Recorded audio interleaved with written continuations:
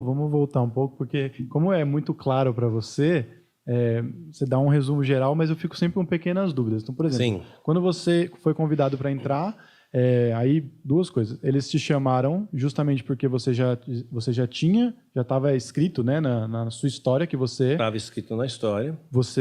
o seu pai, ele era de uma seita? Como funciona isso?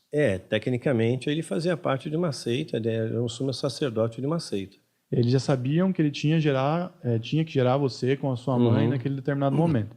Você, durante sua vida, você foi religioso? Porque eu fico pensando assim, como a maioria é cristã no Brasil, sempre que alguém fala, recebi um convite para tal coisa, a pessoa já tem um certo preconceito de falar, não, mas eu não quero me envolver com Sim, isso. sim. Em algum momento foi assim para você, ou porque assim, às vezes a pessoa vai pro satanismo por uma revolta com a igreja e Eu tal. tinha um preconceito com a igreja, sim, né? Eu vim de uma família católica não praticante e eu tinha, sim, esse preconceito. Uma vez eu lembro que eu entrei numa igreja, tinha uma placa bem grande, todos são bem-vindos. Isso tinha 16 anos, eu fui recrutado aos 17. Todos são bem-vindos. E eu era metaleiro, né? Cabelo comprido, aqueles brochinhos feitos de durepocas, era o roqueiro pobre, né? Então, entrei na igreja, todos são bem-vindos. Pô, formou uma clareira à minha volta, né? Ninguém veio perto de mim, né? Aí o pastor falou, olhe para o seu irmão, diga que ele é amado, as pessoas de longe. Pô, você é amado, né? Aí.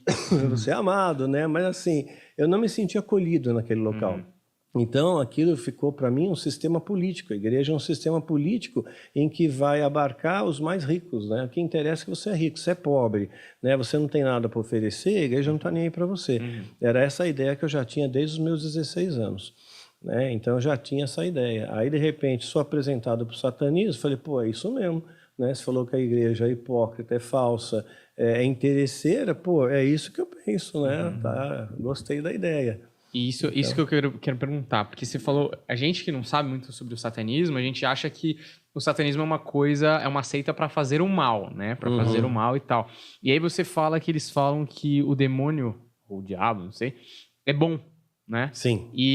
Mas aí a minha questão é mais o sistema de valores cristão que a igreja tenta impor e tal, que tem todo um código moral e etc e tal, ele é mais ou menos parecido com esse código moral de valores do satanismo, ou no código de valores moral do satanismo é completamente diferente, por exemplo? Gostei, excelente pergunta, né? Obrigado. Né? No satanismo é o seguinte, né? Existe uma hierarquia, essa hierarquia deve ser cumprida e honrada, mas ela é honrada por amor, é honrada porque você valorizou aquilo, porque você está recebendo aquilo. Então é um primeiro ponto. Outra coisa é que o melhor amigo da igreja hoje, né? Isso falando da doutrina satânica, o melhor amigo da igreja é o diabo. Porque se não fosse o diabo, a igreja não teria negócio, né? Porque ela lucra através do diabo. O diabo vai te pegar, é a maldição do diabo, né? E agora vai acontecer isso, porque é o demônio da pombagira, é o tranca-rua, é um monte de bobagem que inventam ali, né? Aí, então, sempre é o diabo. Agora, se não existisse o diabo, não existia igreja. Ninguém ia procurar a igreja por causa do nada, por amor a Deus. Hoje o que enche a igreja é prosperidade. Falou em prosperidade, lotou.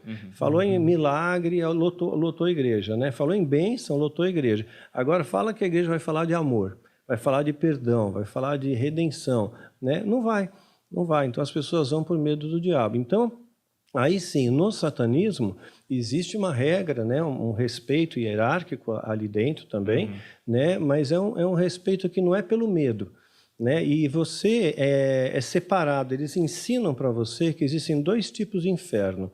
Existe o inferno para aqueles que se dizem cristãos, mas não são cristãos, ou se dizem cristãos e pecam, né, e fazem aquilo que Deus não quer. Então esse é inferno para valer, esse é inferno de sofrimento.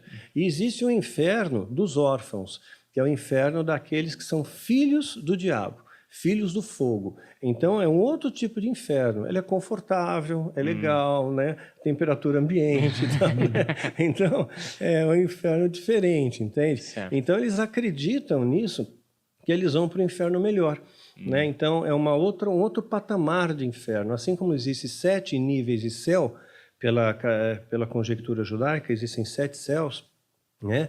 Então existem também 7 infernos, né? Então você fica no inferno mais confortável. Então isso traz paz para a pessoa, traz serenidade. Ok, eu não sou castigado. Dentro do satanismo não existe castigo, né? Existe uma espécie de disciplina, caso você faça alguma coisa errada, exceto que você queira sair. Né?